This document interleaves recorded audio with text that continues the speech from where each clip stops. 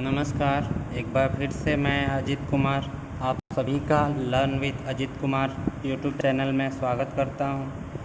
हम लोग कल पढ़ रहे थे इंग्लिश ग्रामर के बेसिक्स में सेंटेंसेस के बारे में, तो हमारा मिक्स सेंटेंस तक हो गया था। अभी हम लोग आज पढ़ने वाले हैं फ्रेज के बारे में। तो फ्रेज क्या होता है? फ्रेज बेसिकली जो ग्रुप ऑफ वर्ड होता है, तो हम इसको लिख सकते हैं a group of words which make sense. A group of words which makes sense but not a complete sense. तो देखिए फ्रेज क्या होता है। फ्रेज हमारा ग्रुप ऑफ वर्ड होता है। इसमें बहुत सारे वर्ड होते हैं। इसमें एक से अधिक वर्ड हो सकते हैं, चाहे वो दो ही वर्ड क्यों ना हो, और दो से अधिक चाहे जितने भी वर्ड हो, उसको हम लोग फ्रेज बोलेंगे, जिसकी कुछ मीनिंग तो हो लेकिन कंप्लीट मीनिंग ना हो।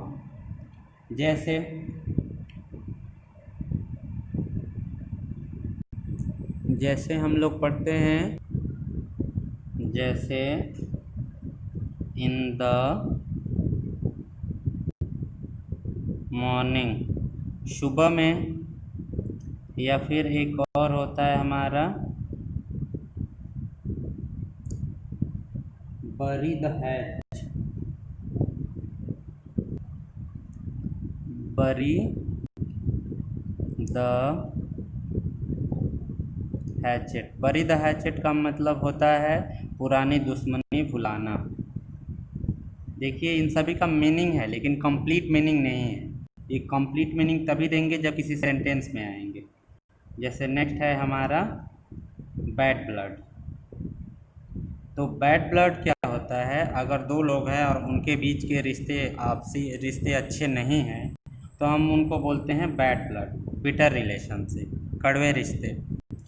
तो ये है हमारे phrase, group of word which make sense but not a complete sense. ऐसे ग्रुप ऑफ वर्ड जो सेंस तो देते हैं, कोई अर्थ तो देते हैं, लेकिन कंप्लीट अर्थ नहीं देते हैं, उनको हम लोग फ्रेज कहते हैं।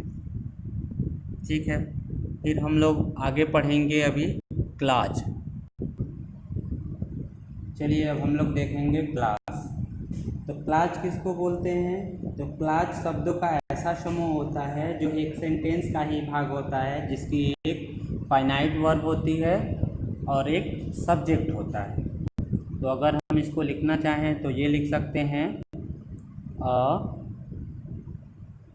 Clause is a part of a sentence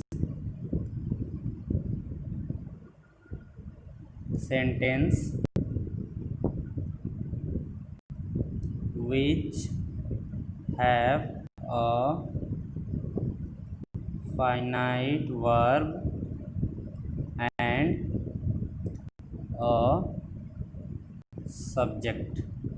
देखिए जो क्लास होता है हमारे लिए, वो सेंटेंस का ही एक पार्ट होता है और जिसके लिए एक फाइनाइट वर्ब होती है और एक सब्जेक्ट होता है। मीन्स ये जो क्लास होता है वो हमारा एक टाइप का सेंटेंस ही होता है। ठीक है, जिसमें एक फाइनाइट वर्ब होती है जो उस स्पेशल सब्जेक्ट के लिए ही आती है। चलिए अब हम लोग देखते हैं कि क्लास कितने तरह की होती है। तो जो क्लास होती है ये 3 तरह की होती है। इसमें पहला नंबर पर जो आता है, इसको हम लोग बोलते हैं प्रिंसिपल क्लास।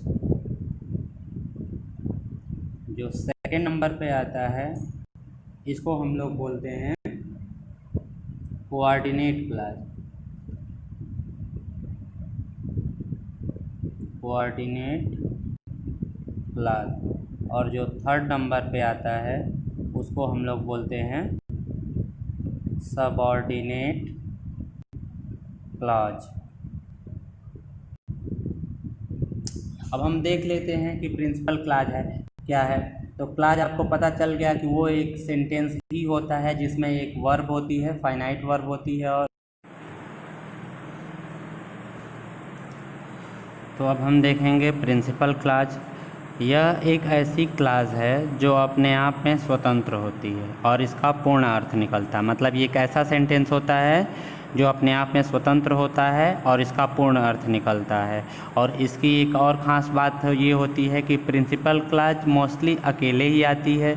इससे आप पहचान कर सकते हैं कि ये सिंपल सेंटेंस है। सिंपल सेंटेंस मतलब एक सिंगल सेंटेंस जिसमें और कोई सेंटेंस नहीं है, एक ही सेंटेंस है, उसको हम लोग प्रिंसिपल क्लॉज बोल सकते हैं। और प्रिंसिपल क्लॉज दो या दो से अधिक सेंटेंसेस में भी आती है। तो जो मेन होता है, मेन हमारा सेंटेंस होता है जो अपना अर्थ खुद ही दे रहा है, वो किसी पे डिपेंडेंट नहीं होता है, तो उसको हम लोग प्रिंसिपल क्लॉज कहते हैं। यहाँ पे जैसे देखिए, सी इज़ वॉकिंग, वह वॉक कर रही है, टहल रही है। राम इज़ बाथिंग, राम स्नान कर रहा है। तो इसमें ये सिंगल सेंटेंस है और सिंगल सेंटेंसेस को हम लोग सिंपल सेंटेंस भी बोलते हैं। तो सिंपल सेंटेंस जितने भी होते हैं वो सब के सब क्या होते हैं हमारे, वो प्रिंसिपल क्लॉज होते हैं। फिर हम बात कर लेते हैं कोऑर्डिनेट क्लॉज की। तो यह भी एक स्वतंत्र क्लॉज है और इसका पूर्ण अर्थ निकलता है।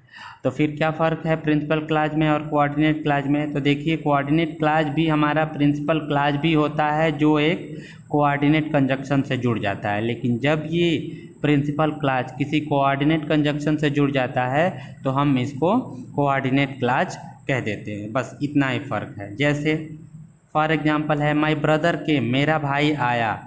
उसके बाद है ये एंड एक लगा हुआ है और he handed over the money to me, और उसने मुझे पैसे सौंप दिए। तो ये देखिए, माय ब्रदर के, मेरा भाई आया, ये भी एक कंप्लीट मीनिंग दे रहा है। And he handed over the money to me, और उसने मुझे पैसे सौंप दिए, जो भी उसके पास पैसा था उसने मुझे सब दे दिए। तो यहाँ पे ये भी हमारा कंप्लीट मीनिंग दे रहा है। और ये सेकंड वाला जो सेंटेंस है वो एंड से जुड़ा हुआ है, तो इसीलिए and he handed over the money to me, ये पूरा का पूरा सेंटेंस एंड को ले करके ये हो जाएगा हमारा कोऑर्डिनेट क्लॉज।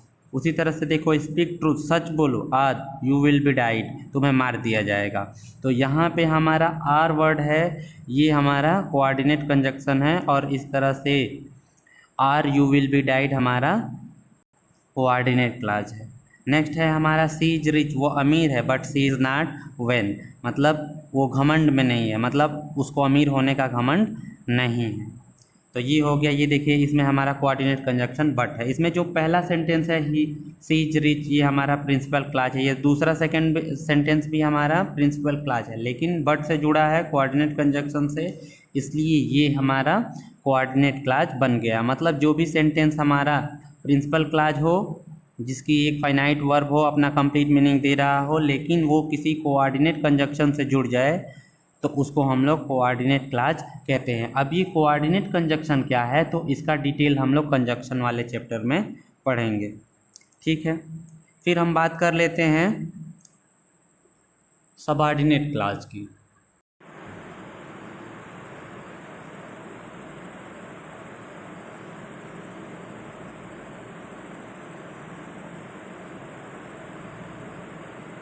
Subordinate clause. तो देखिए, सबऑर्डिनेट क्लॉज में क्या होता है कि ये एक ऐसा सेंटेंस होता है जिसमें ये अपने, इसका अर्थ तो निकलता है लेकिन कंप्लीट अर्थ नहीं निकलता, और ये अपने अर्थ के लिए प्रिंसिपल क्लॉज पर डिपेंडेंट होती है। तो इसको हम लोग लिख सकते हैं कि यह एक ऐसी क्लॉज है जो स्वतंत्र नहीं है और अपने अर्थ के लिए प्रिंसिपल क्लॉज पर निर्भर होती है। For example, I know what, मैं जानता हूँ, ये कंप्लीट मीनिंग दे रहा हूँ, लेकिन क्या जानता हूँ ये आगे है। I know that you will pass. तो यहाँ पे देखिए दैट, ये हमारा यू विल पास कि तुम पास हो जाओगे, ये हमारा सबऑर्डिनेट क्लॉज हो जाएगा, क्योंकि ये दैट कि तुम पास हो जाओगे कम मीनिंग है लेकिन कंप्लीट मीनिंग नहीं है। सबऑर्डिनेट क्लॉज, और ये हमारा हो जाएगा प्रिंसिपल क्लॉज। तो ये हमारा जो सबऑर्डिनेट क्लॉज है that you will pass, subordinate clause, ये अपने अर्थ के लिए आई नो यानी ये इस सेंटेंस पे डिपेंडेंट है। तो ऐसे सेंटेंसेस को हम लोग बोलते हैं सबऑर्डिनेट क्लॉज, जो प्रिंसिपल साथ क्लॉज के साथ जुड़कर किसी सेंटेंस में आते हैं। अब सबऑर्डिनेट क्लॉज को कैसे पहचानते हैं? तो जो सबऑर्डिनेट क्लॉज होते हैं वो हमेशा सबऑर्डिनेट कंजक्शन से जुड़ते हैं। जैसे दैट हमारा क्या है? Subordinate conjunction. ठीक है, फिर हम लोग आगे देखते हैं सिंपल सेंटेंस के पार्ट। इसको हम लिख सकते हैं। नेक्स्ट है हमारा, अब इसको नेक्स्ट कैटेगरी जो भी हो इसको ये लिख ले लीजिएगा, parts of simple sentence.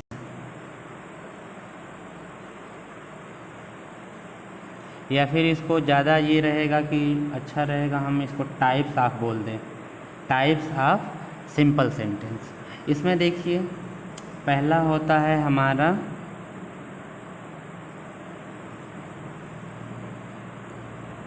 Assertive sentence.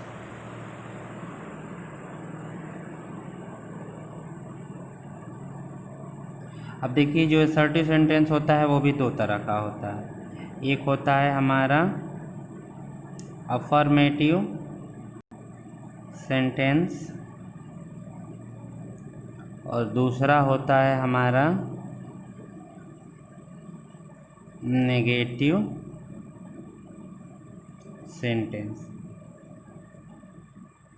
चलिए इसी के बारे में हम लोग पढ़ लेते हैं। इस अफर्मेटिव सेंटेंसेस को हम लोग पॉजिटिव सेंटेंस भी कहते हैं, पॉजिटिव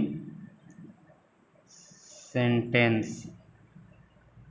अब देख लीजिए कि असर्टिव सेंटेंस किसको कहते हैं। अब इसमें जो है ये दो तरह का होता है, अफर्मेटिव और नेगेटिव। तो देखिए अगर जब कहीं भी कोई बात की जाती है, कोई स्टेटमेंट दिया जाता है, तो उसको हम लोग बोलते हैं असर्टिव सेंटेंस। यानी जो हमारा स्टेटमेंट होता है वो पॉजिटिव भी हो सकता है और नेगेटिव भी हो सकता है। जैसे वह सुबह में दौड़ता है, दूसरा ये हो सकता है कि वह सुबह में नहीं दौड़ता है।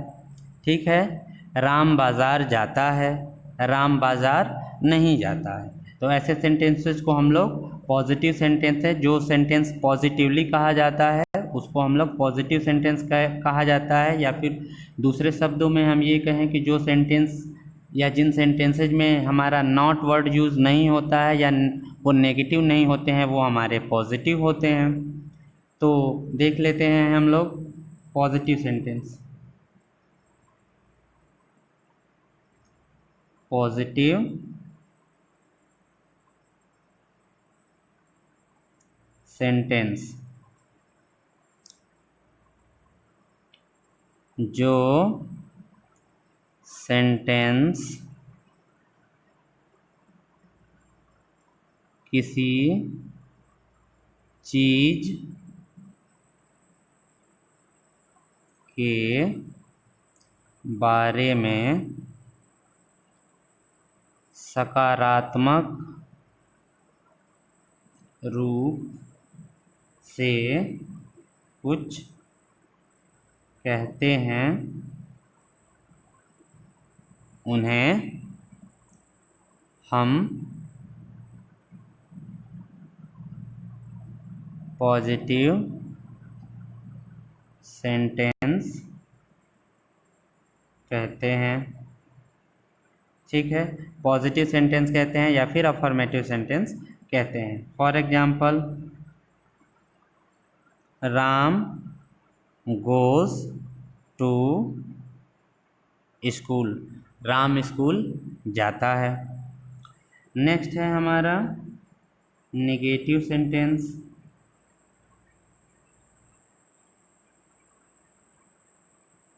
जिस सेंटेंसेज में नो, नेवर, नॉट इस तरह के वर्ड आते हैं उनको हम लोग नेगेटिव सेंटेंस कहते हैं। जिन सेंटेंस में नो, नेवर, नॉट जैसे शब्द आते हैं उन्हें हम नेगेटिव सेंटेंस कहते हैं। फॉर एग्जाम्पल, इसी चीज़ को अगर हम नेगेटिव में बताएं तो क्या हो जाएगा? Ram does not go to school. Ram does not go to school, Ram school नहीं जाता है, तो ये हमारा नेगेटिव सेंटेंस हो गया। अब जो पॉजिटिव सेंटेंस है और जो नेगेटिव सेंटेंस है उसी को हम लोग क्या बोलते हैं? Assertive sentence. अब यहाँ पे नेक्स्ट है हमारा असर्टिव सेंटेंस। असर्टिव सेंटेंस के ही दो पार्ट होते हैं, अफर्मेटिव और नेगेटिव। तो अफर्मेटिव सेंटेंस क्या होता है? तो जिसमें किसी कथन के बारे में कुछ कहा गया हो उसे हम लोग क्या बोलते हैं? असर्टिव सेंटेंस कहते हैं। जिसमें या जिस सेंटेंस में किसी कथन के बारे में कुछ कहा गया हो और कथन हमारा पॉजिटिव भी हो सकता है और नेगेटिव भी हो सकता है, तो उसी को हम लोग असर्टिव सेंटेंस कहते हैं। ठीक है, फिर हम लोग नेक्स्ट देखेंगे interrogative sentence.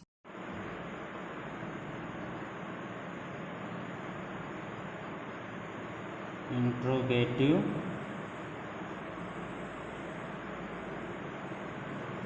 Sentence. Interrogative sentence को हम लोग हिंदी में बोलते हैं प्रश्नवाचक वाक्य। नाम से ये स्पष्ट है कि ऐसे वाक्य जिसमें प्रश्न पूछे जाते हैं। ऐसे वाक्य जिनमें प्रश्न पूछे जाते हैं उन्हें हम इंट्रोगेटिव सेंटेंस कहते हैं। जैसे मैं पूछ दूं, does Ram go to school? क्या राम स्कूल जाता है? यहाँ पे क्वेश्चन मार्क होगा। ध्यान रखिए कभी भी कि जब भी किसी सेंटेंस में क्वेश्चन पूछा जाता है तो हम उसके लास्ट में क्वेश्चन मार्क ज़रूर लगाते हैं। अगर इसी चीज़ को मैं अगर ऐसे पूछ दूँ, when does Ram go to school? Ram school कब जाता है? तो ये भी हमारा क्वेश्चन हो गया। तो जैसे सेंटेंसेस जिसमें हम क्वेश्चन पूछते हैं उनको हम लोग इंट्रोगेटिव सेंटेंस कहते हैं। फिर हम बात कर लेते हैं नेक्स्ट इम्परेटिव सेंटेंसेस की। तो ये ऐसे सेंटेंस होते हैं जिसमें कोई आज्ञा दी जाती है या आज्ञा ली जाती है या कमांड दिया जाता है। ऐसे सेंटेंस जिनमें आज्ञा ठीक है। कमांड,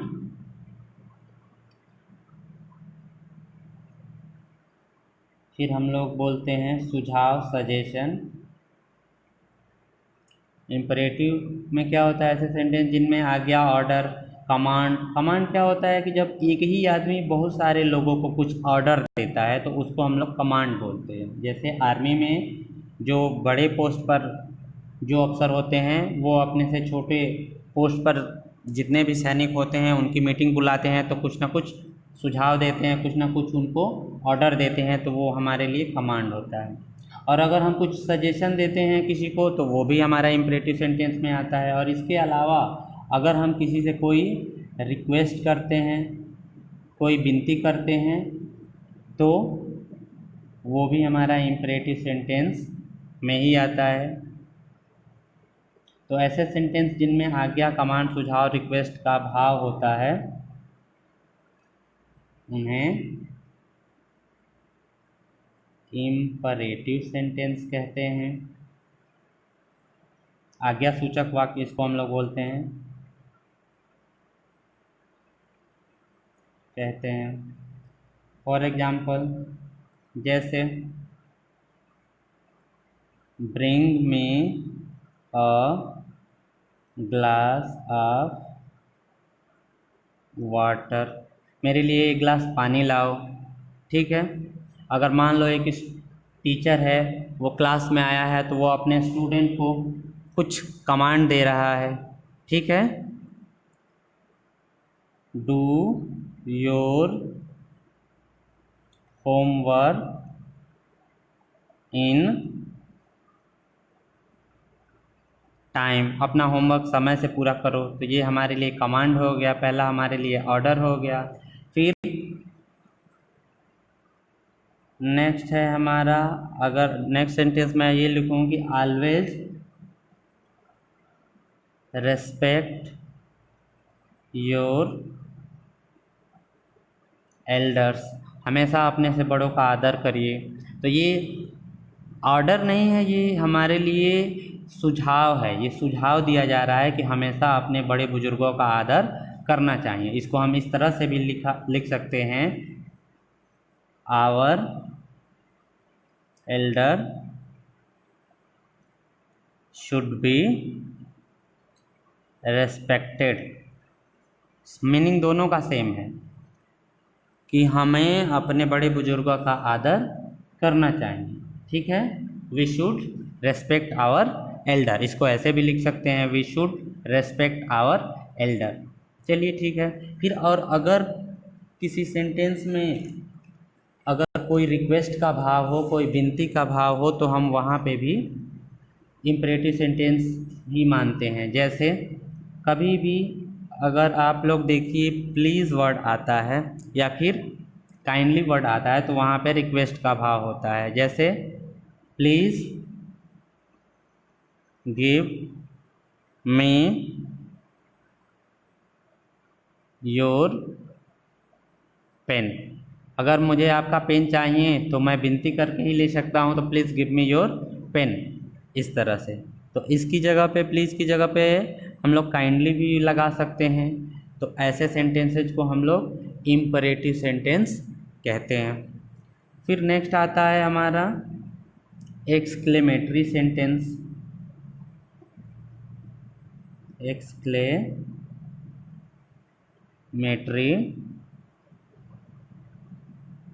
सेंटेंस,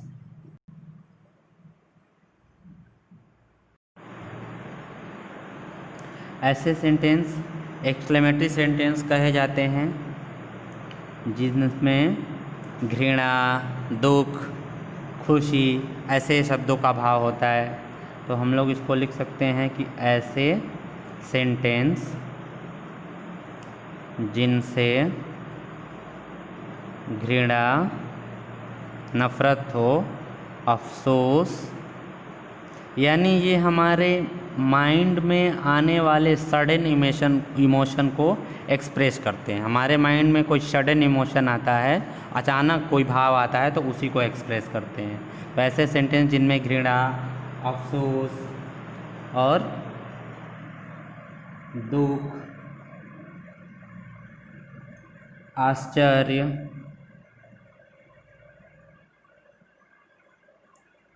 खुशी, ठीक है, शाबाशी,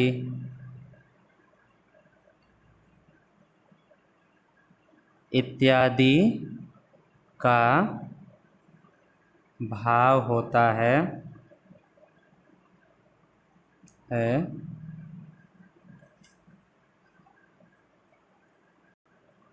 उन्हें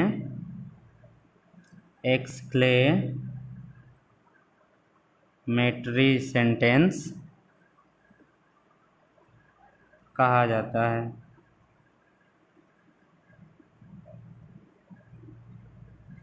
ऐसे सेंटेंस में मार्क ऑफ एक्सक्लेमेशन लगा रहता है, जैसे अलास, ये दुख व्यक्त करने के लिए होता है। आई हैव रून्ड, हाय मैं बर्बाद हो गया हूँ, है ना। अगर खुशी दिखाना है तो हम लोग क्या यूज करते हैं, हुर्रे। वी हैव वोन, हम लोग जीत गए हैं, इस तरह से, ठीक है।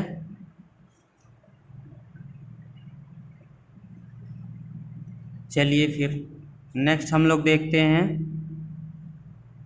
Optative sentence.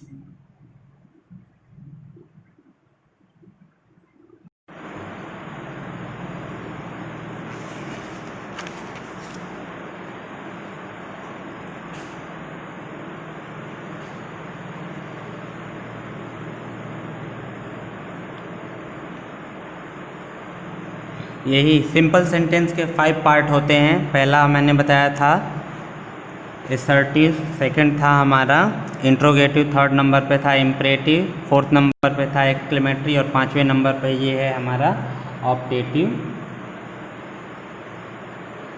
सेंटेंस। अब देखिए ऑप्टेटिव सेंटेंस में क्या होता है कि इसमें हम अपनी इच्छाओं को व्यक्त करते हैं। अगर हमारे अंदर कोई इच्छाएं हैं और उनको हमें व्यक्त करना है तो उसको जिस सेंटेंस में व्यक्त किया जाता है उस सेंटेंस को बोला जाता है ऑप्टेटिव सेंटेंस। तो इसको हम लोग लिख सकते हैं ऐसे सेंटेंस जिनमें हम अपनी इच्छाओं को व्यक्त करते हैं,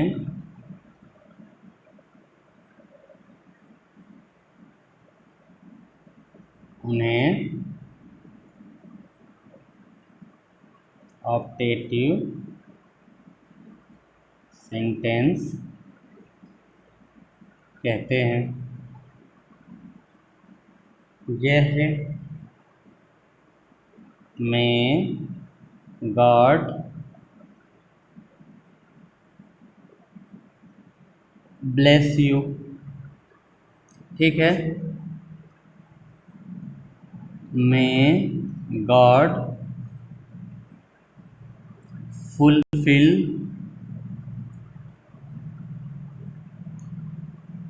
योर ड्रीम, भगवान आपके सपने पूरे करें, ड्रीम्स कर दीजिए।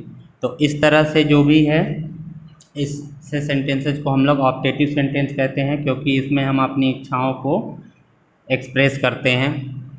चलिए अब इसके बाद हम लोग बात कर लेते हैं पार्ट्स ऑफ स्पीच की। नेक्स्ट है हमारा, नेक्स्ट नंबर पे है पार्ट्स ऑफ स्पीच। तो ये क्या होता है कि किसी सेंटेंस में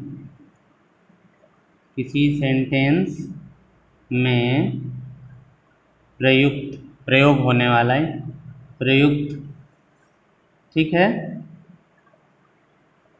किसी सेंटेंस में प्रयुक्त शब्द, किसी सेंटेंस में प्रयुक्त शब्द जो उस सेंटेंस का भाग होते हैं उन्हें पार्ट्स ऑफ स्पीच कहा जाता है। मतलब ये कि किसी भी सेंटेंस में जितने भी वर्ड होते हैं सारे के सारे उस सेंटेंस का पार्ट होते हैं, और उस सेंटेंस में जितने भी वर्ड आए होते हैं सब के सब क्या होते हैं, पार्ट्स ऑफ स्पीच होते हैं। किसी सेंटेंस में जितने भी वर्ड यूज होते हैं वो सब के सब पार्ट्स ऑफ स्पीच होते हैं। तो ये जो हमारे पार्ट्स ऑफ स्पीच होते हैं ये 8 होते हैं। इसको हम लोग लिख सकते हैं कि देयर आर 8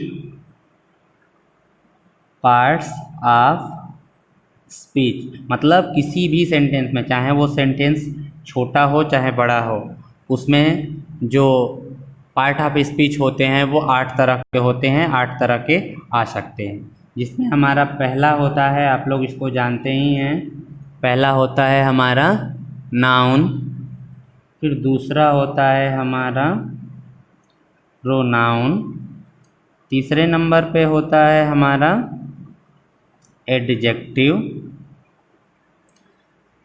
फिर चौथे नंबर पर होता है हमारा एडवर्ब, पांचवें नंबर पर होता है हमारा वर्ब, छठे नंबर पर होता है हमारा प्रीपोजिशन, सातवें नंबर पर होता है हमारा कंजंक्शन, और 8वें नंबर पर होता है हमारा इंटरजेक्शन। अब देखिए इंटरजेक्शन क्या है, इसका यूज जो है या ये नहीं पढ़ाया जाता है सिलेबस में। क्यों? क्योंकि इसमें वही वर्ड आते हैं जो हमारे सडन इमोशन को एक्सप्रेस करते हैं, जैसे दुख, जैसे आश्चर्य, खुशी, प्रसन्नता, शाबाशी देना, ऐसे ही वर्ड को हम लोग इंटरजेक्शन पढ़ते हैं। तो इसके बारे में भी हम कुछ डिस्कस कर लेंगे जब हम लोग इंटरजेक्शन पढ़ेंगे तब। इसके अलावा कुछ और भी पार्ट्स ऑफ स्पीच होते हैं, जैसे एक्स्ट्रा में है हमारा एक बच गया जिसको हम लोग ने इसमें काउंट नहीं किया, वो होता है हमारा आर्टिकल। वो उसको इसमें काउंट नहीं किया जाता है, लेकिन वो भी हमारा पार्ट ऑफ स्पीच ही होता है। आर्टिकल में हमारा होता है ए, एन और द। चलिए ठीक है, अभी आज के लिए हम लोग इतना ही रखते हैं, बाकी हम लोग कल देखेंगे। ये था हमारा इंग्लिश ग्रामर का बेसिक पार्ट 2। चलिए ठीक है, आज के लिए हम लोग इतना ही रखते हैं। अगर आपको वीडियो अच्छा लगे तो प्लीज़ शेयर करिएगा इसको और सब्सक्राइब भी करिएगा।